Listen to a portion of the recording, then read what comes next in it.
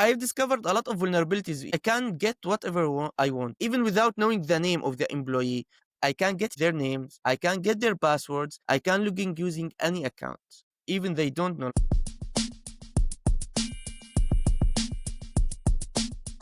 Hello, everyone. This is your host, Manoj Tandon. Welcome to another episode of Dark Rhino Security Confidential. We have a veteran back with us today, an alumni from a prior show. But before I announce him, I got to tell you, please hit the like and subscribe button. Show us a little love so we can keep bringing you these fantastic guests. And today, we are honored to welcome back Husam Shbib, all the way from Saudi Arabia. You might remember his last episode. I think he was season 17, episode 9, The Hacker's Playbook. Here, in my opinion, what actually differentiates the elite hacker from the good hacker from the bad hacker? Okay. The elite hacker will try to blend to the network as it is benign traffic. Even if someone is sitting on their disk and monitoring the network, they will not recognize like it is really malicious. There are many solutions now, they will help in detecting that. But even though solution gets smarter, hackers bypass them easily. They will find the weakest link in the circle and try to exploit that link.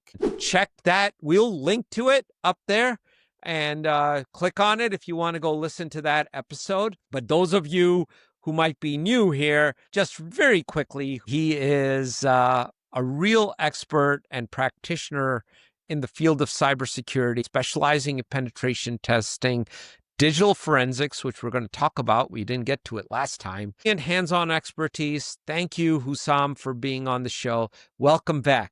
Thank you so much for having me again. First of all, anything new that you want to bring to the table from what has happened since we last talked? Any new noteworthy things in the field of cybersecurity? In the cybersecurity, actually, a lot of things happened, to be honest, like on the personal side, on the cybersecurity side, like, like in cybersecurity, to be honest, like every day, even every hour, something new happens, actually. And you need to keep up the news, keep up the, let's say, protecting the industries, company that we are working for, and for sure contributing as much as we can to the community. On the personal side, I have revamped my own website, husamshbib.com. I have now opening free consultations in cybersecurity, so anyone can join every Tuesday. So I want really to contribute to the cybersecurity community and share as much as I can. Fantastic. We'll link up to it in the show notes. So husamshbib.com. Is that correct? Yeah. That's very generous of you. So you're starting a community, and in this, is it a dialogue about cybersecurity or about specific technical questions? What's going to be the format? Yeah, like usually they they book a consultation call, and they want to share their difficulties if someone is a fresh graduate, or even if someone is even like actually working in digital forensic or incident response, ethical hacking, and maybe they want like they are stuck in at something, or they want to improve at something. So based on my experience in the field, I will try my best to steer them or direct them actually to the right direction, what I think is better for them based on my experience. So yes, this is what I do actually. It is a call, 1 hour call. Okay, excellent. Excellent. We'll link up to it. That's a great advance. I have a question. You mentioned you weren't going to mention any companies, but I do want to mention one company which has been in the public news, Jaguar Okay. Land Rover. They really are going through some serious difficulties. I mean, the fact that it needs a public bailout, that's how big a ramification a cybersecurity attack has had. Have you kept up on the news with it? Do you have any inklings of what actually happened there by any chance? To be honest, I didn't really go in details about it because there were actually more bigger news than this. Like, I think a few days, I think maybe some leaked emails have been published. So I was more digging into that because a lot of us are using emails, and maybe some of our data has been leaked. How does that happen? Tell us. And how do you find it? If you were going to go after, how does it happen? First off, when something happened, let's say advanced persistent threats, for example, they leak data or they hack data. Like as I said, like a few days, I think one company, very big security company, has been leaked, and the ABT was in their systems for 1 year. So, which is a security company, security vendor company, like this that's supposed actually to protect data, but unfortunately, the threat actor was ABT, and it is nation state ABT. So it's supported by one of the governments. So they have been in their systems for 1 year. And usually, even the security vendor didn't notice for 1 year. Like, this is mind blowing, to be honest. Like, I cannot say, like, really, like, wow, how come? Like, they are actually walking into their systems for 1 year and they didn't notice. how did they do the compromise? This is what they said. Like, they said I believe they didn't release much information, but they said it is a very sophisticated attack by ABT, and like really, like if it is security vendor that has been attacked like that, for sure, like as I said, there is no 100% security, but like we expect or we have higher expectation, let's say, from security vendors. Sometimes security vendors didn't don't like actually to release such information to the public, because sometimes even if they patch the vulnerability of, for example, it was employee fault, let's say, they don't want vulnerability to be exploited again. Maybe it's not patched 100%. Usually sometimes the hackers can work around it and exploit it again, especially if the patch is not fully, let's say, 100% correct or working. So in such regards, usually they don't share such information. But there are many threat intelligence vendors, for example, they notify their customers something happened. Do this is report all this IOC.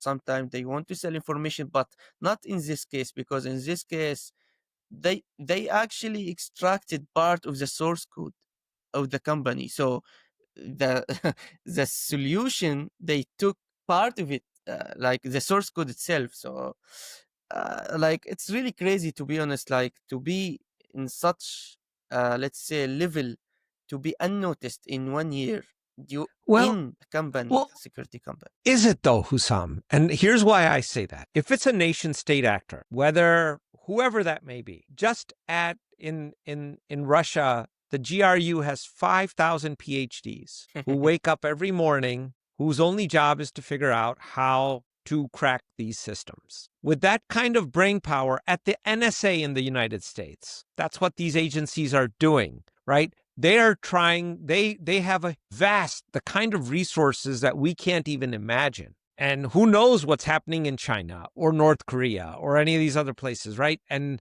they can put very intelligent people to use to craft extremely sophisticated APTs. Yes, but to be honest, a lot of ABTs have been utilizing like ChatGPT to write their payloads or to write their malware. So why is this? Because they don't want to be attributed to a certain government. So, for example, I told ChatGPT, write me, for example, a malware doing 1, 2, 3. The ChatGPT will write, for example, or facilitate in writing malware, let's say. And this malware, you cannot link it to a certain government or to a certain ABT, because the techniques or the malware codes, or for example, the signatures, let's say, left behind are not really specific, but it's very common. Even they can, like a lot of ABTs, especially the really high technical one or nation states sponsored, let's say, they can write sophisticated malware, but sometimes in the recent era, let's say, they are utilizing the AI to not be linked their activities to their governments, let's say. Because, for example, as you know, Sak, for example, one ABT is linked to, for example, Russia, one ABT is linked to China government, for example. So they don't want to have this link. So you don't know that, oh, this is actually ABT, for example, ABT 29, for example, this ABT 31. So they don't want to be like this. They don't want to be connected. So they are utilizing even like very common malware. For sure, they try their best to be as stealthy as possible.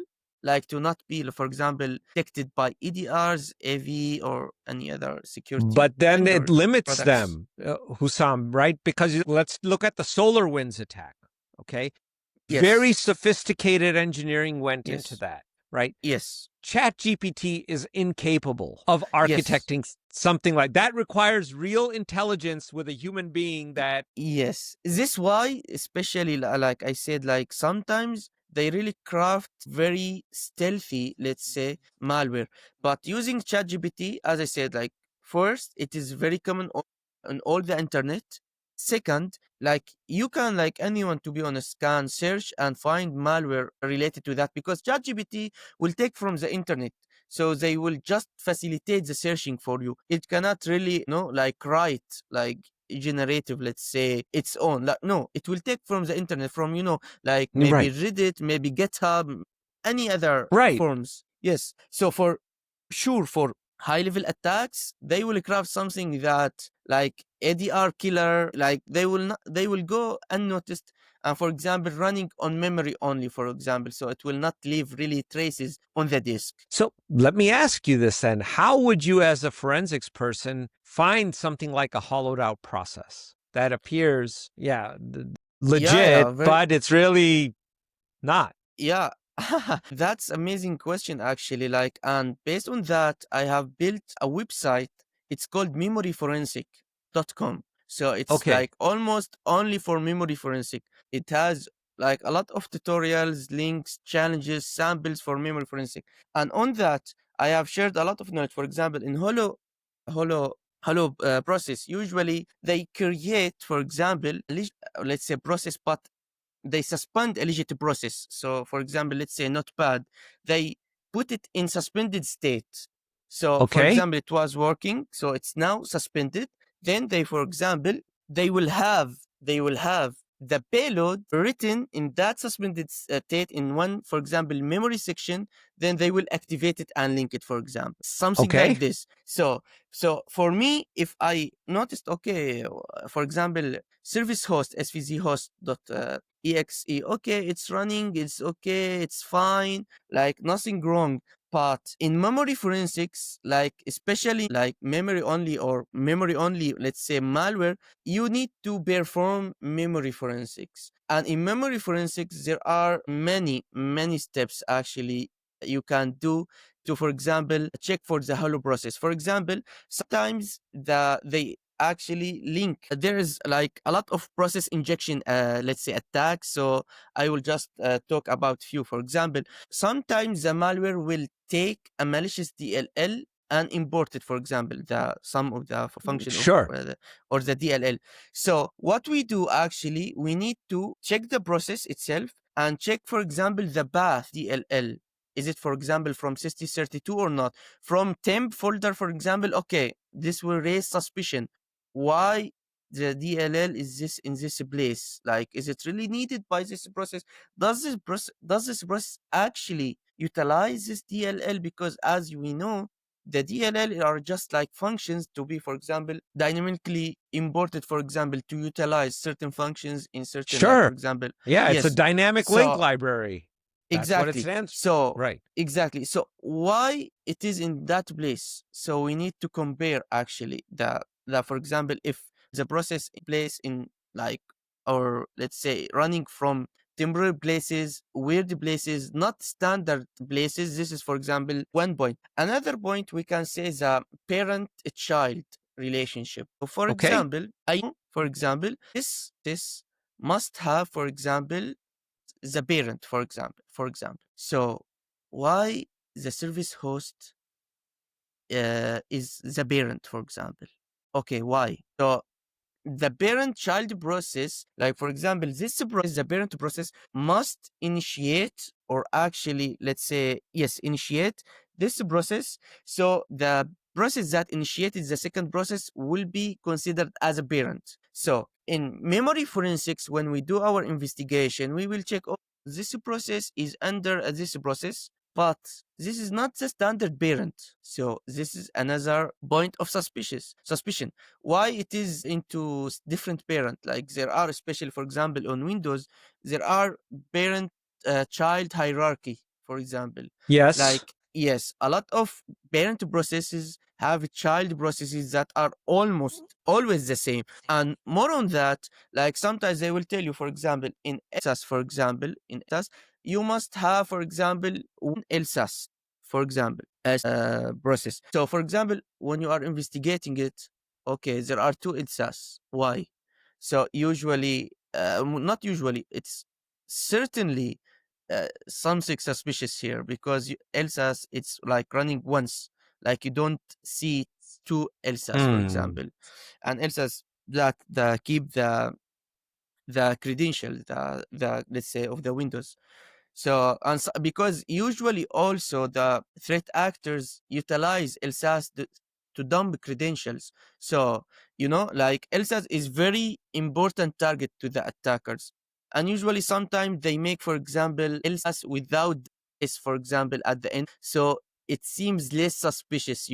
So it will mimic, like when you are reading it, it will mimic, for example, the name of the legitimate process. So this another. There are a lot of attacks, for example, and for the volatility foundation project, to be honest, the Okay. volatility put a lot of work to actually program and make plugins that help us detect such process injection attacks, malware in the memory. And lately, actually, they have developed the process hollow plugin, which was only developed by some people for the volatility 2 project, but now it is officially like in the version 3 because version 2 is no longer supported for volatility. So they did a lot of work actually to facilitate the investigation of memory dumps for us, and we can do a lot of things to reveal such attacks So because now, I have a code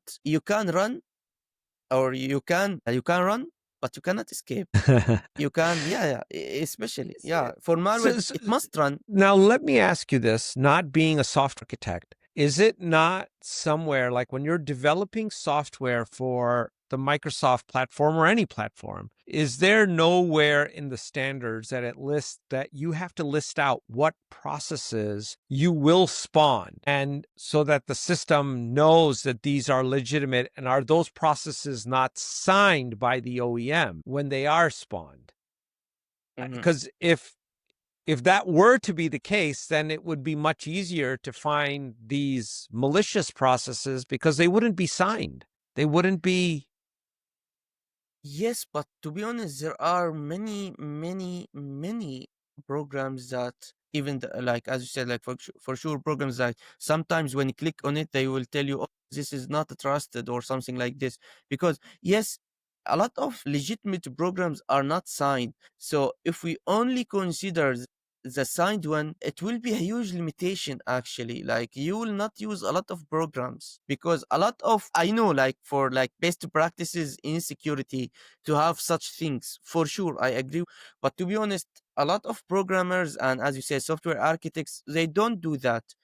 They are like their programs, their processes are not signed by Microsoft, for Should example. we not force that issue, though, then, Hussam, given what's happening? But yeah, but to be honest, I don't think this will prevent much. Why I'm saying Okay. this? Because actually, this is not the attack vector that is mostly targeting people.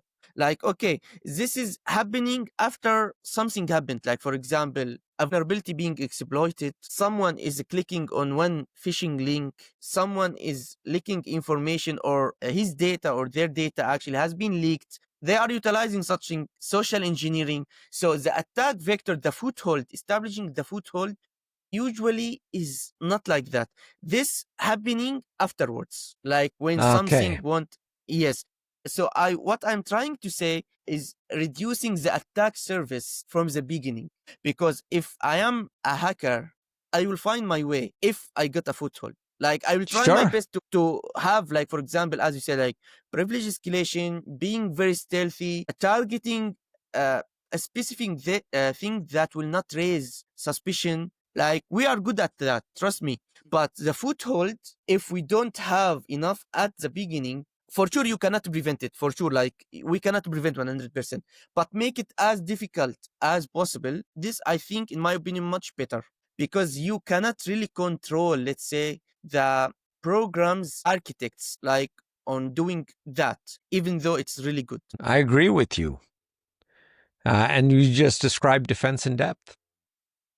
Yeah, a lot of to be honest, like there are, as you said, security controls in design, like because usually when they are people when they are developing program, they are only thinking about, okay, coding, but actually coding, it is not the first place or not the first stage, not the second stage. Usually it is the third or fourth stage. So people just thinking about coding, writing code, but they are not thinking about, okay, what are the security requirements that should be implemented? Security should be in our minds when we are starting about the idea of having a program, not when we're reaching the coding, because there are security requirements, there are security requirements in the design phase. Like when you are doing design, there are security in the design, like which components link to which component, having the diagrams, which component should be connecting or talking to which component, what they are like. A lot of things, for example, the design should be very like simple, not complicated, for example, Yeah. not security, like a lot of things. Then we can, for example, having the coding or writing the code of the program, the development, let's say implementation, code implementation. It's a third stage. So we have a lot of we have a lot of stages when we are like that. We call it software cycle, but a lot of people only focus on coding because this what works. But we need to be That's what makes them educated, money. and this what will makes you being hacked. Yeah, Really, well, because a lot of things are not doing correctly, and security comes at the, oh, we need to add security at the end. No, security should be from the beginning. well, Really. that's a real challenge, especially now, Husam, that so much Oh my God. software is built on Vibe open coding. source. Yeah, and vibe coding. Look, if I'm building new technology, I'm not going to rebuild it from scratch. I'm going to reuse libraries that are already in the public domain, and I'm going to use I open think source. And if you you are. do that, you're inheriting all these flaws. I mean, how Are do you you stop that? talking about something happened recently regarding the supply chain attack? Maybe. Yeah, maybe. Let's say maybe. Yeah, because I agree, like we cannot, like we don't reinvent the wheel. For sure we will utilize previous libraries, but like when we have our security controls, actually we do not just trust what have been written from previous programmers blindly. Like as you said, for example, one of the controls, like for example security in depth, like even if some layers, for example, have been, should be, the security layer, like for example, when if some layer has been hacked, or some they were we were being attacked in one layer, okay, they cannot, for example, overcome the second layer, they cannot proceed to the third layer. But if our system all it is single point of failure, if like we don't have anything, just we have one, let's say, security control in place, and if it's being hacked, okay, we are done. So for sure, like, yeah, we cannot keep it like that. Like previously, I think I have talked about, I have provided a complete session about security principles, actually, but it was in Arabic. So I talked about a lot of concepts, like really people don't consider, unfortunately.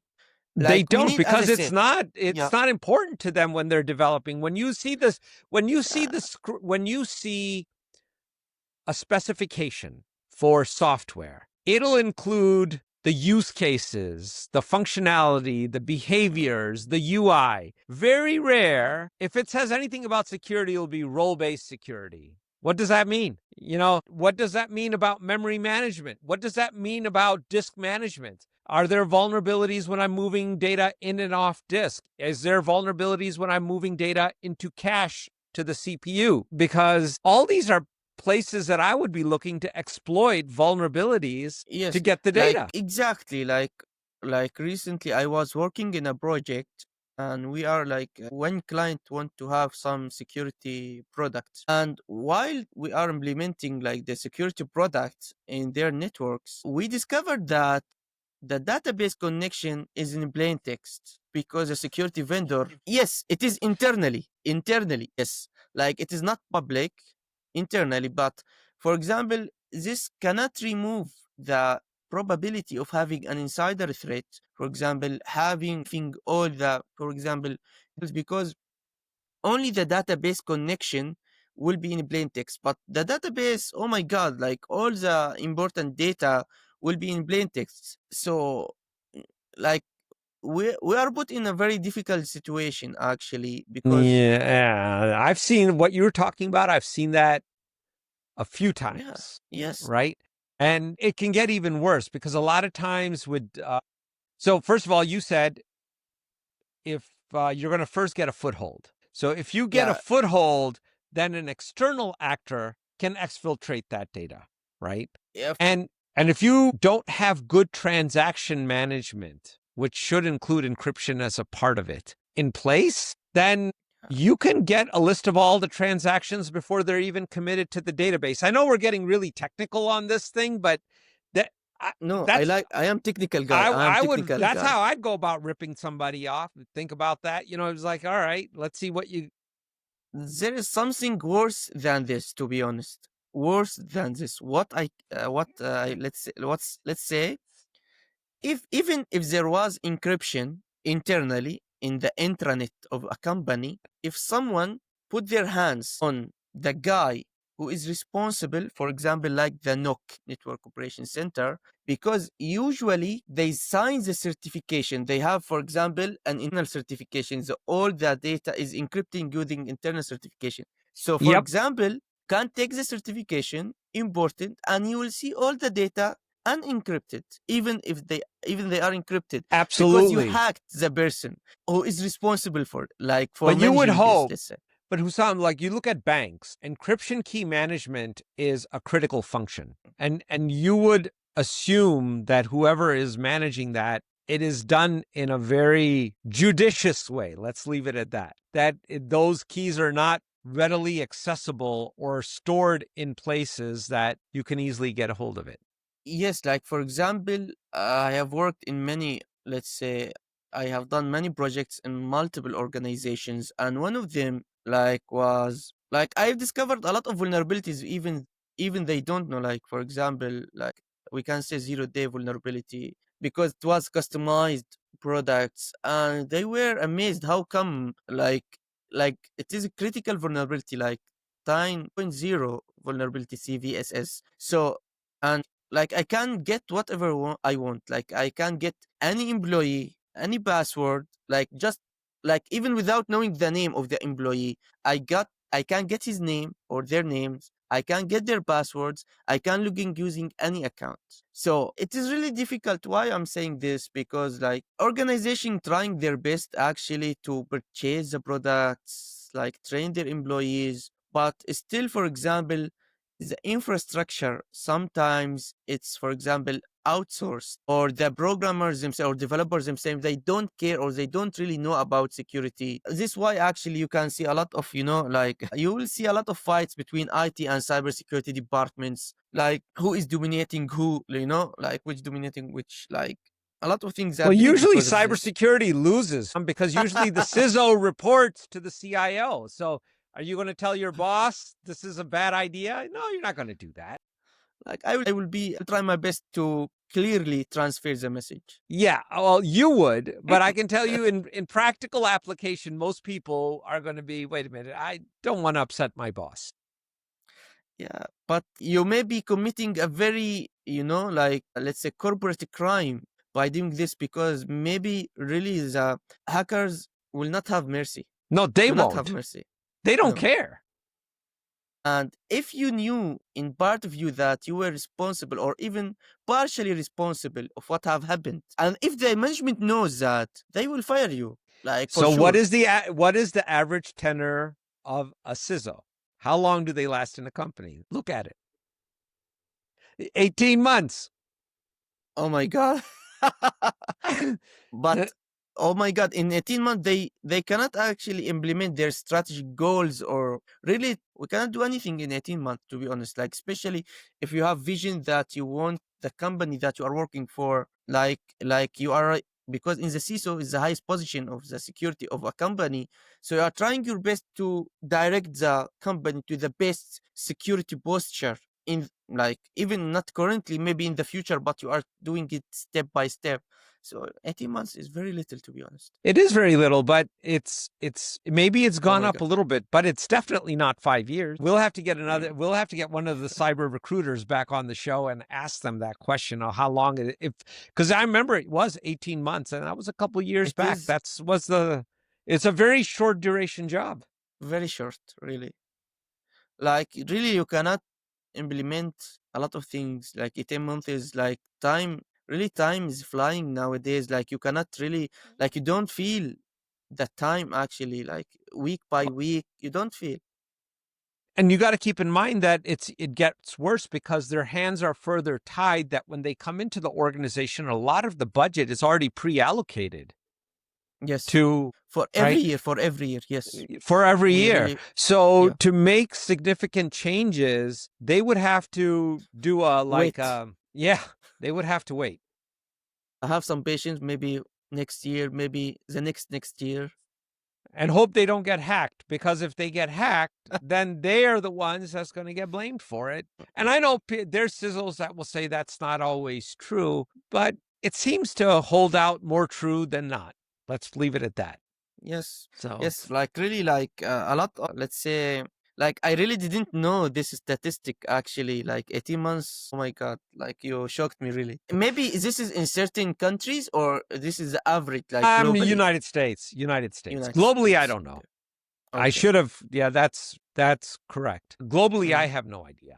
I'm, mm, different cultures, different things, but really, we've had this debate on this show a couple times, and where I side with it personally is the CISO should not report to the CIO. I don't think that's a good idea.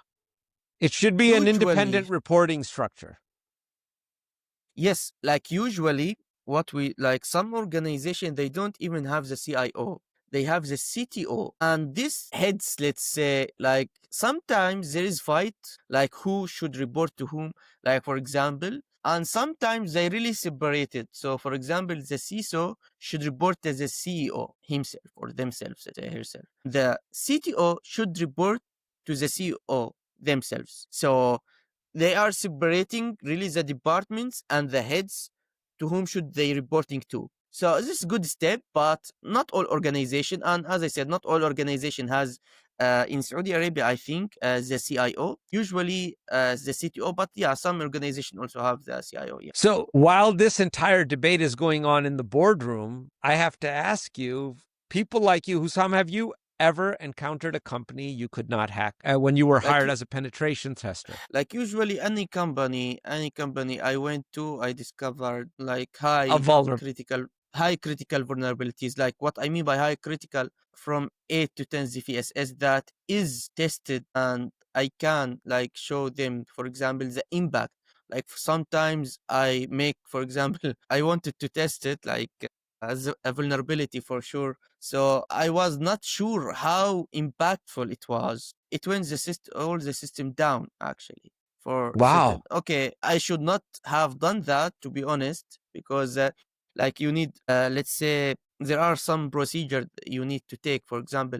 But to be honest, I really didn't expect it to do, because it was like, it was not complex at all. It was like simple trick, like to do this, and the whole system was down. And a lot of others, like really, they're like in very sensitive areas. Sometimes two people are behind my shoulders are watching me, because it is very sensitive. It was very sensitive environment. They are watching me what I should do. Like I should ask them, can I try this on the production? They say no, no, no, no. Like because it is very sensitive, and if something went wrong, the, let's say, the consequences are much more what we can afford.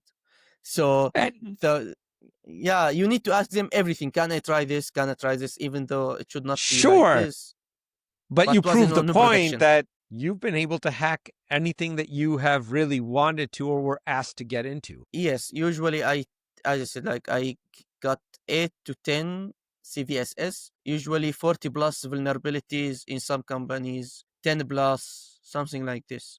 And the automated tools would have or did not pick it up. No, no, no. I don't like automation. I like manual.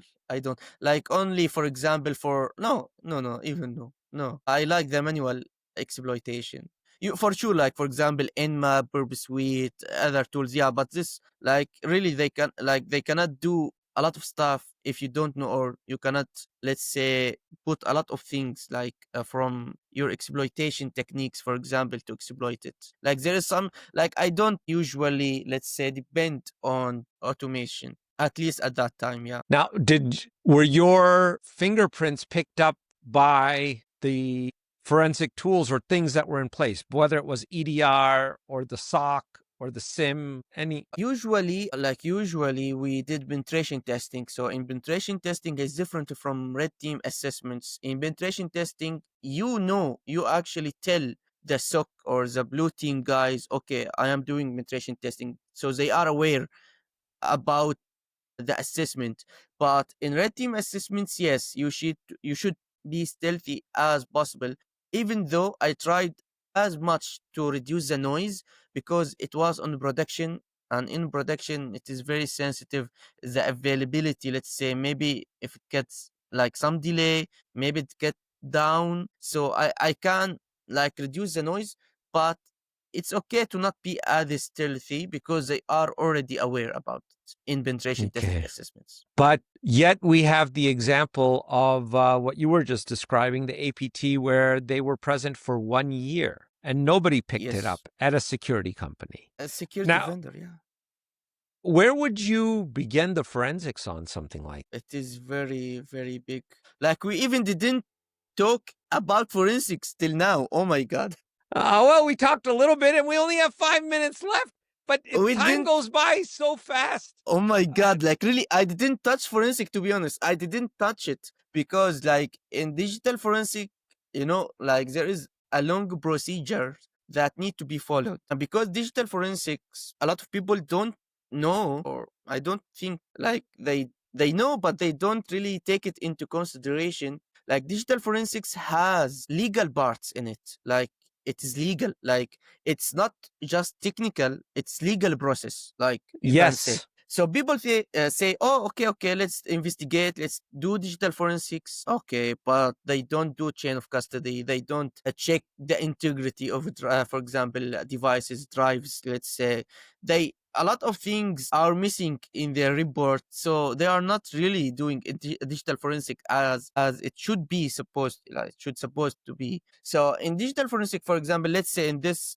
we first need to, let's say, sweep the all devices, because usually first, like the digital forensic, like now actually after the incident response did their assessment, did their actually process, containment, recovery, all of this, I need afterwards, for example, okay, give me the drives or give me the device drives, usually the drive. If I have maybe remote connection, it's okay if they give me, but because it is very long, very huge number, sorry, for very huge number of devices, so usually you Yep. don't take drives by drive because it is sometimes impractical. So sometimes you can do alternative solutions. For example, if we have, like, for example, remote connection for all the, for example, computers that were infected, if they have, if they were really like a huge number, we may first do triage. So check all the devices, even the one that they are not, for example, infected. If there were resources, I may actually do a little bit of triage. Maybe something slipped from the incident responders. It should not be the case, but sometimes if there were resources, time, and big staff, let's say like a huge number of staff, we also did a small, let's say, triage check if there is any also infection in this, not infected or non-infected as it's supposed by the incident responders. Because digital forensics, usually it is like let's say different types. For example, we can categorize it sometimes, or in some cases, let's say it's criminal based. So for example, someone committing homicide, for example, let's say, and you Oof. need to, yeah, and you need, for example, to, okay, based on, for example, all the victim's electronic devices, you need to check maybe, for example, his relative, maybe his friend, maybe a stranger. Based on all the artifacts, the analysis that we are like we did on all their digital electronic devices, we may come up to a conclusion, okay, X person maybe is actually who committed the homicide, maybe who is the killer, for example. Sometimes, in some cases, no, it is like corporate, like as for example in threats, exfiltration. For example, recently I was being contacted actually to to do a digital forensic case, and it was exfiltration insider case. Wow. So a lot of details actually, they shipped the hard drives to me, and I was doing the like all, like I told them to follow certain procedures to, like, because it is digital forensic. So I prepared the report.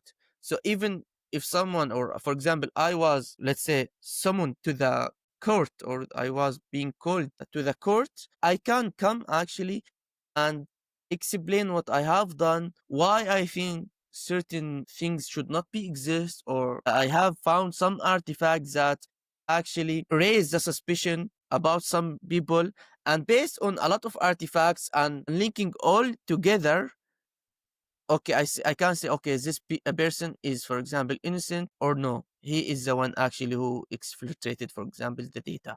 So it is long process. Like first, it is identification, and usually, for example, from the SOC responder, if it was corporate case, let's say, usually, Okay. uh, yeah, usually they give us, for example, our turn usually after the incident responder if it is incorporate, as I said, but it should be prepared to be presented in a court. So if it is the case, okay, digital forensics. Sometimes in smaller organization, we help incident responder or threat hunting, let's say, sometimes to dig deeper about a case or incident to help them out. For example, this is digital investigation. We cannot really call it digital forensics. It is too much to talk about, but I am not sure if And we we're have that out of time. So here's again. what I would suggest. Okay. If you have want to do this, you have a presentation on digital, like some use cases or cases that you want to talk about, we won't ask you any questions. You could do somewhat like just a little online mini, like 20-minute mini primer on digital forensics. So Because I don't want to practical take case too you are much of your saying? time. Yeah. So We don't want to practical take investigation. practical investigation Okay. from Yeah, a master perfect. himself. But I should prepare some information because sometimes it may expose some client's data. So I should prepare maybe Take your some, time. like, Take your mimic time. And when you're some ready, cases. let's do a Sure, little mini sure. workshop on, and I'll stay quiet. I won't ask any questions. We'll all No, just no, listen to please. you. Like, feel free to ask, and if I know for sure, I will try my best to answer it. Like You. for sure, if you want, we can have disk memory for forensic, something similar. Yes, Yeah, but I need to prepare absolutely. the case files. Yeah, for sure. Absolutely. But I it think will it would be take, I think, fascinating. 20 minutes will be too short. Like Okay, even now, how much time do you think it would take? maybe 1 2 hours, something like this. All right, then we plan for that.